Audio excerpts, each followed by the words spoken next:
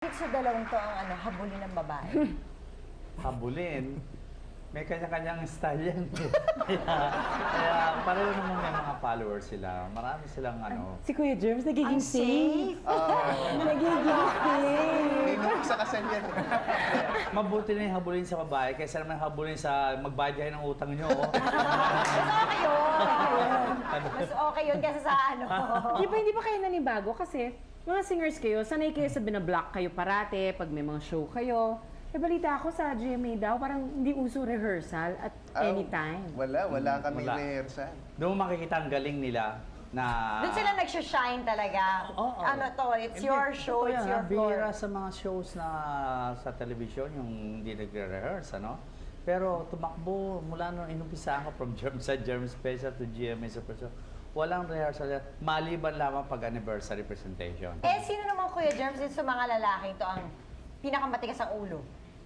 Matigas ang ulo. Wala namang akong Si Richard lang, kung minsan nangyayari yung sinasabi mo itong gagawin natin, Iba ginagawa. Huwag na lang ako dyan. Ano pang gagawin mo kung wala? Huwag na lang ako dyan. Pinakamadalas malate. Yun. Late? Well, Hindi. Hindi ako nalilate. Bait talaga ni Kuya Germs. Ayan, nalilate din si Richard. Minsan kalagitnaan na ng show dumarating. Kaya nakita mo sequencing namin, wala yan. It's always open. Kung sino dumating, sino sila dumating. dyan. Sino nandyan na? Salang. Ayan. Kahit sa production number, pagka may dumating na kwan, o pwede na ba? Hindi pa, hintayin pa natin yung ibang darating. Pati sa recording. Pati sa recording. Mag-aantay ka na. Ano yan, unahan niya? Parang pila yan, di ba? Kung sinong una, dumating Hindi rin. siya sa sala. Hindi. Minsan, kung sinisikat Minsan bigla may dadating. Pwedeng Hindi, nauna. kasi mainstay kayo. Ganyan talaga ang mga mainstay. Di ba? Parang na dapat bibigyan sa pinagbibigyan nyo guest. pag guest. Hindi, minsan hindi guest, kasama rin namin. Pero sa mga televiewers, hindi nila alam kung ano yung mga nangyayari. Wala. Behind In the spite of scenes. that, parang ang happy-happy naman ang pagsasamahan niyo. Walang katulad. Ito pa ang hindi ko makalimutan. Nag-antay ako ng siguro mga 6 hours na sa recording. Tulog lang ako ng tulog dun sa mga tabi-tabi na. Kung ano-ano lang panaginip. Habang nag-aantay. Pero umabot, finally nasalang ako. Tapos, so may nagko-coach sa amin kasi hindi namin alam yung kakantahin. Kakantay. Para papasok at lahat. Yung mga linya-linya. So pagdating dun sa studio, medyo masama yung loob ko dahil 6 hours yung Inintay mo. Oo inintay naman. ko. Tapos ang pinakanta sa akin yung linya lang ng coconut. Yun lang. Natatandaan ko yun. 6 na oras ako nag-antay. Tapos yung Coconut lang kinanta ko pala. lang yung coconut. Tapos yun take. Tapos na ako. Si Chad naman, nagkaroon ng Major operation. Major operation. After ng super show, actually kasi before nawala yung super show, umalis na ako. Ewan ko kung natandaan ni Kuya Germs. Siguro mga 6 months yata bago nawala yung super show.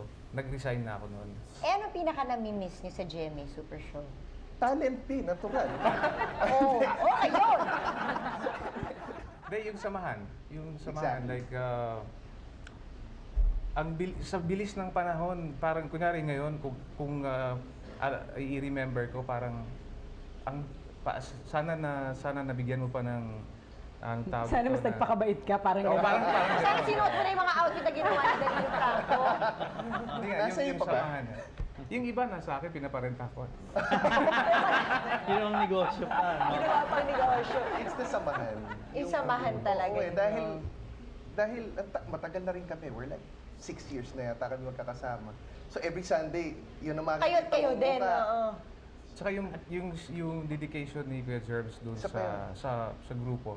Makikita mo na parang siya yung pinaka-godfather na pag nakita mo parang safe, alam mo yan, parang okay na kasi nandito si Kuya Andyan Germs. naman siya, di ba? Parang pag walang kaya Siya ang taga-save ng day. At saka hindi ako nagpakita sa kanila yung mga samaan ng loob. Kahit na minsan nga merong may diferensya, Pero never, ang trala ko sa nila parang mga anak mo na pag nagkamali, Iintindihin. pasensya ka na lang lagi, pasensya ka na lang. I want to satisfy them na wala silang may reklamo as much as possible. Although you cannot please everybody, pero I tried so hard na yung relationship ng bawat isa sa pare-pareho sila. Kaya when it comes to yung sasahurin nila, pare-pareho lang sila.